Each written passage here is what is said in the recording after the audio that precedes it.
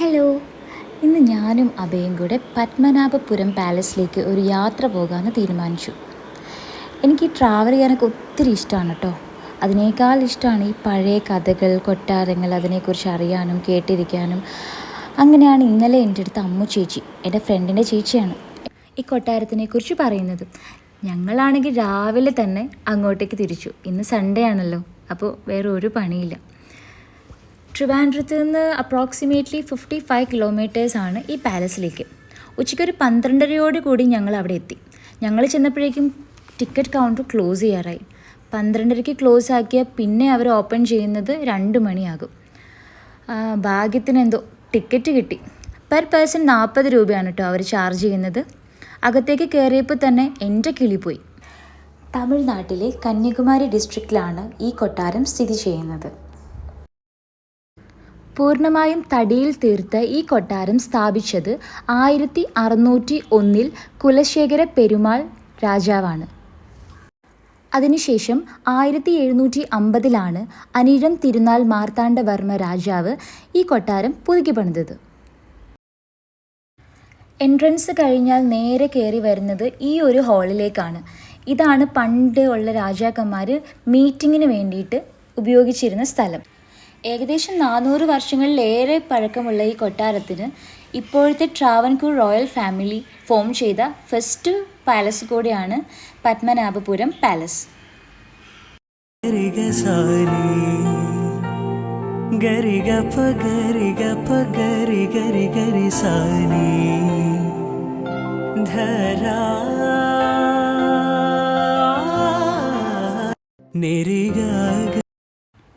ഇതാണ് ഈ കൊട്ടാരത്തിൻ്റെ dining room. ഏകദേശം 1000-ഓളം പേർക്ക് ഇവിടെ ഇരുന്ന് ഫുഡ് കഴിക്കാനുള്ള സൗകര്യം ഉണ്ട്. ഇതുപോലെ തന്നെ തൊട്ട് താഴെയായിട്ട് ഇതേ വലിപ്പത്തിൽ തന്നെ 1000 പേർക്ക് ഫുഡ് കഴിക്കാനുള്ള ഒരു റൂമും കൂടി ഉണ്ട്. അപ്പോൾ ടോട്ടൽ 2000 പേർക്ക് അറ്റ് എ ടൈമിൽ ഇരുന്ന് ഫുഡ് കഴിക്കാനുള്ള എല്ലാ സൗകര്യങ്ങളും ഈ കൊട്ടാരത്തിനുണ്ട്.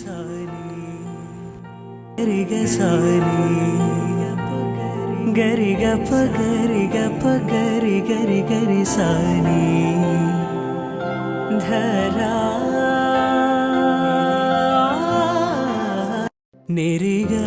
ഭയങ്കര ഭംഗിയാണ് കേട്ടോ ഇതിൻ്റെ മുറ്റവും അറേഞ്ച്മെൻറ്റ്സ് ഒക്കെ കാണാൻ. ഏതൊരു വിൻഡോയിലൂടെ നോക്കിയിട്ടുണ്ടെങ്കിൽ നമുക്ക് എല്ലാ സ്ഥലവും കാണാൻ പറ്റും. അതാണ് ഈ കൊട്ടാരത്തിൻ്റെ ഏറ്റവും വലിയ പ്രത്യേകത. ഗരി ഗപ്പ ഗരി ഗപ്പ ഗരി ഗരി ഗരി സാനി ധരാ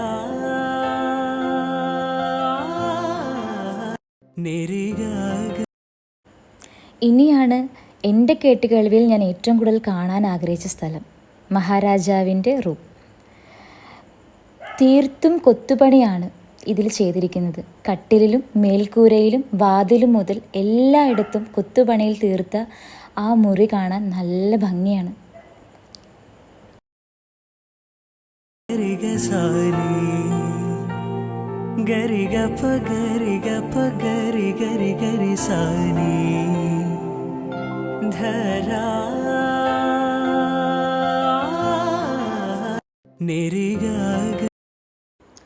കൊട്ടാരത്തിൻ്റെ ഈ ഒരു ഭാഗത്ത് നിന്ന് നോക്കുമ്പോൾ ഉള്ള ഒരു വ്യൂ ഉണ്ടല്ലോ, ആ കൊട്ടാരത്തിൻ്റെ ചുറ്റുമുള്ള എല്ലാം കാണാൻ പറ്റും.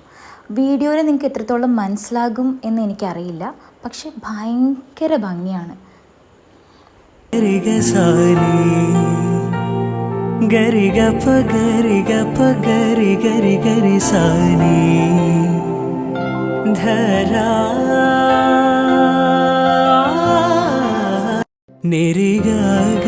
പിന്നെ എനിക്കിതിൽ ഏറ്റവും കൂടുതൽ എന്നെ സംബന്ധിച്ച് എനിക്ക് അട്രാക്റ്റ് ചെയ്ത ഒരു കാര്യം എന്ന് പറഞ്ഞാൽ ഇതിൻ്റെ പില്ലേഴ്സാണ്. ഫുൾ കരിങ്കല്ലിലാണ് ഇതിൻ്റെ പില്ലേഴ്സ് തീർത്തിരിക്കുന്നത്. എന്നിട്ടും വുഡൻ പീസ് ഇൻ്റർലോക്ക് ചെയ്ത് വെച്ചിരിക്കുകയാണ്. അപ്പോൾ എന്തൊക്കെ സംഭവിച്ചാലും ഇത് ദ്രവിക്കത്തില്ല. ഇത് കരിങ്കല്ലായതുകൊണ്ട് അത്രയും സ്ട്രോങ് പില്ലറായിട്ട് തന്നെ ആ കൊട്ടാരം മെയിൻറ്റെയിൻ ചെയ്യാനായിട്ട് ഭയങ്കരമായിട്ട് ഹെൽപ്പ് ചെയ്യും. നിങ്ങൾ ആ ഫ്ലോറിൻ്റെ ആ ഒരു തിളക്കം ശ്രദ്ധിച്ചോ? മുട്ടയും കരിയുമാണ് അതിൻ്റെ ഗുട്ടൻസ്. ഇൻഗ്രീഡിയൻസ് ഇതാണെന്ന് എനിക്കറിയാം, പക്ഷേ എങ്ങനെയാണെന്ന് എനിക്കറിയില്ല.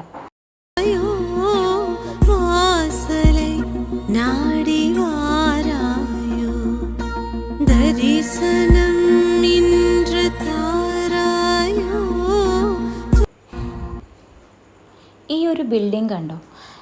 പണ്ട് ബ്രിട്ടീഷുകാർ മഹാരാജാവിനെ കാണാനായി വരുന്ന സ്ഥലം ഇതാണ്.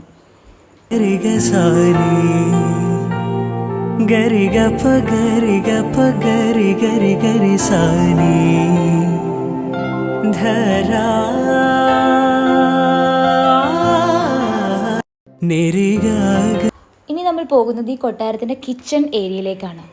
ഇതാണ് കിച്ചൺ ഏരിയ. ഭയങ്കര വലുതാണ് കേട്ടോ. പക്ഷേ അധികം ഒന്നും കാണാനില്ല. ജസ്റ്റ് ഈ അരി ആട്ടാനൊക്കെ ഉപയോഗിച്ചുകൊണ്ടിരുന്ന അങ്ങനെ കുറച്ച് സംഭവങ്ങൾ മാത്രമേ ഇപ്പോൾ ബാക്കിയുള്ളൂ. വേറെ ഒന്നും കണ്ടിട്ട് എനിക്ക് മനസ്സിലായില്ല എന്താന്ന്. ഇത് കിച്ചണിൻ്റെ പുറത്തേക്ക് ഉള്ള വഴിയാണ്. ഇതുവഴി ഇറങ്ങിയിട്ട് ഇനി നമുക്ക് അടുത്ത സ്ഥലത്തേക്ക് പോകാനുള്ള ആ ഒരു പാസേജ് ഇവിടെ.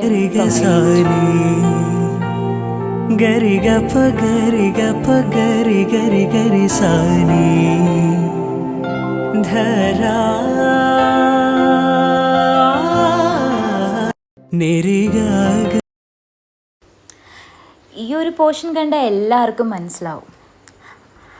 ഇത് നമ്മുടെ മണിച്ചിത്രത്താഴ്, ഹിസ് ഹൈനസ് അബ്ദുള്ള, ആ ഒരു 2 മൂവീസിലൊക്കെ ഭയങ്കര ഫേമസ് ആയിട്ടുള്ള ഒരു സ്ഥലമാണ്.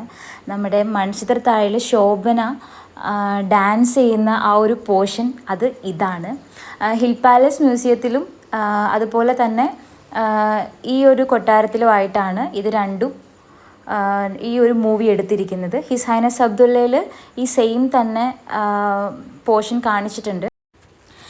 ഇതിൽ കൂടി ചുമ്മാ നടന്ന് പോകാൻ തന്നെ നല്ല രസമാണ്. ഒന്ന് മാറിയിരിക്കാനോ അല്ലെങ്കിൽ ഒറ്റയ്ക്കൊക്കെ ഒന്ന് ഇരിക്കണം തോന്നുവാണെങ്കിൽ ഇവിടെ വന്നിരിക്കാൻ നല്ല രസമാണ്. അതുപോലെ തന്നെ ഇനി ഞാൻ കാണിക്കാൻ പോകുന്ന ഒരു ഏരിയ ഇവിടുത്തെ ഈ ഇതിൻ്റെ മെയിനായിട്ടുള്ള വേറൊരു പോർഷനാണ്. നമ്മുടെ ഈ കൊട്ടാരത്തിൻ്റെ ഫ്രണ്ടിലായിട്ടൊരു ഘടികാരം ഉണ്ട്. അത് 3 കിലോമീറ്റർ വരെ ഇതിൻ്റെ മുഴക്കം കേൾക്കും എന്നാണ് അറിയപ്പെടുന്നത്. ഇനി ഞാൻ കൊണ്ടുപോകുന്നത് നടുമുറ്റത്തേക്കാണ്. ആ പില്ലർ എന്ത് സ്ട്രോങ് ആണെന്നറിയാം. ഇതാണ് കരിങ്കല്ലിൽ തീർത്തിട്ട് വുഡ് വെച്ചിട്ട് ഇൻ്റർലോക്ക് ചെയ്തത്. ഇപ്പം ഞാൻ നിൽക്കുന്ന റൂമാണ് അവിടുത്തെ പൂജാ റൂം. ഫുൾ കൊത്തുപണിയാണ് അതിൽ ചെയ്തിരിക്കുന്നത്. അത് നല്ല ഷാർപ്പായിട്ടുള്ള ഒരു കൊത്തുപണിയാണ് അതിൽ ചെയ്തിരിക്കുന്നത്.